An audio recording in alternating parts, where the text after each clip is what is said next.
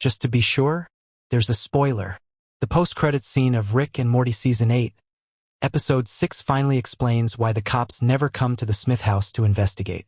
Rick and Morty's post-credits scenes are usually just a comedic tag adding one last joke, or a callback to an earlier joke, to end the episode on a laugh. But sometimes they go a lot deeper than that.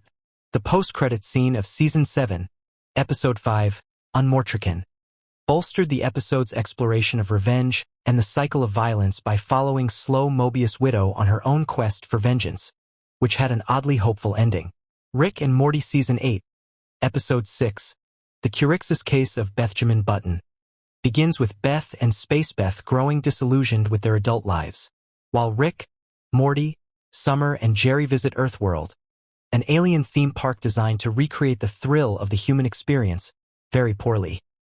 The Beths use a de-aging pod to go back to their childhood and lead a carefree existence. When the de-aged Beths break into Gene's house across the street and terrorize him, he tries to call 911, and this leads to the long-awaited explanation of a long-standing mystery. Welcome to Movie Spy.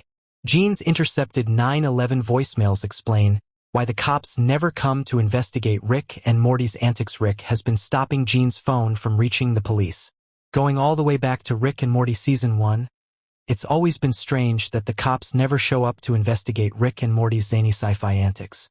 When Rick is working on his experiments, there are often strange sounds, flashing lights, and even chemical explosions emanating from his garage. This is all happening in plain sight of the neighbors. Rick usually doesn't even bother to close the door, so why has no one ever called the cops to come and investigate? The Curious Case of Bethjamin Button explains why in its post-credits scene. When young Beth and young Space Beth set fire to Gene's house, Gene frantically calls 911 with his burnt hands. On Earthworld, Rick gets a notification that Gene is trying to contact the authorities and steps through a portal back home to deal with it.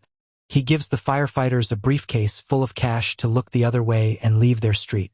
In the post-credits scene, it's revealed that Gene has called 911 every single time Rick has done something bizarre across the street, but Rick has intercepted all of these calls. Rick sends Gene's 911 calls to voicemail, so Gene has left a series of increasingly unusual messages that have simply been ignored. In the post-credits scene, we get to hear a handful of these voicemails. He reported a home invasion by a smaller man wearing a ski mask. He reported a talking pigeon asking to see his birth certificate. Eventually, Gene begins to question why 911 has a voicemail service in the first place, so he's starting to catch on that this isn't normal. Gene figuring out the truth is bad news for Rick and Morty's future misadventures. Gene might come up with a different way to report Rick to the police now that Gene knows Rick has been interfering with his 911 calls. It could spell bad news for Rick and Morty's wacky misadventures. Gene doesn't know exactly how Rick is preventing him from getting in touch with the cops, but he knows that something fishy is going on, so he might figure out a different way to report him to the police. He could send a fax or an email, or he could even drive down to the nearest police station to file a report in person. It's likely that this is just a one-off gag, and Rick and Morty will never return to this storyline. Gene will go back to being the nosy neighbor, and Rick and Morty will go back to getting away with their wild sci-fi exploits. But it would be interesting if this plot point came back somehow. Gene has already become a much bigger character in the show, so it makes sense that he's being set up for a bigger storyline.